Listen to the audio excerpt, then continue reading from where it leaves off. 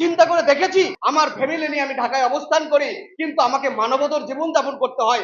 সাংবাদিকতার কারণে আমাদেরকে ভালো ভালো পোশাক পরতে হয়, কিন্তু আমরা রুটি এবং চা খেয়ে জীবনযাপন করি।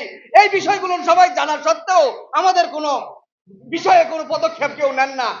আমরা গণমাধ্যম কর্মীদের ভূমিকা জানি, গণমাধ্যম কর্মীরা ভূমিকা রেখেছেন। গণমাধ্যম কর্মীরা প্রচার প্রসারের মাধ্যমে সারা বাংলার মানুষকে জাগিয়ে তুলেছেন, দেন এই গণ অভ্যুত্থান সম্ভব হয়েছে।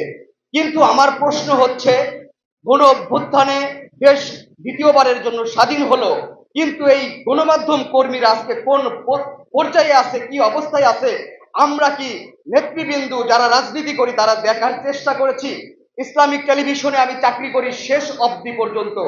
যখন শাপলা চত্বরকে কেন্দ্র করে দিগন্ত টেলিভিশনের সিগন্যাল বন্ধ হয়ে গেল, তখন আমরা লা ইলাহা ইল্লা আনতা সুবহানাকা ইন্নী কুনতু মিনাজ জালিমিন পড়া শুরু করলাম আমাদের টেলিভিশনে। সাবদিন রাবি ভাই ছিলেন তখন আমাদের হেড অফ নিউজ। এর কিছুক্ষণ পরেই শব্দ দূষণ করে প্রশাসনের লোকজন সাইরেন বাজিয়ে আমাদের টেলিভিশনের সামনে আসলেন এবং আমাদেরকে বের করে দিয়ে আমাদের ডিভাইসগুলো খুলে নিয়ে চলে গেলেন। দীর্ঘ 16-17 বছর আমরা মানবতার জীবন যাপন করেছি, আমাদের উপরে অত্যাচার নির্যাতন করা হয়েছে।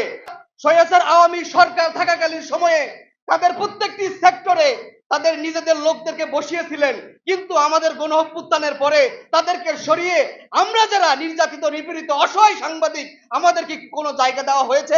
আমরা কি বেতন পাই? আমরা কি প্রতি মাসে আমাদের বাসা ভাড়া দিতে পারি?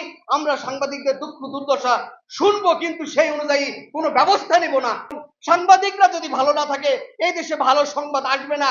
দর্পণ, যে দর্পণে আপনি আপনার চেহারা দেখবেন, সেই দর্পণ যদি স্বচ্ছ না হয় আপনার চেহারা সুন্দর হবে না।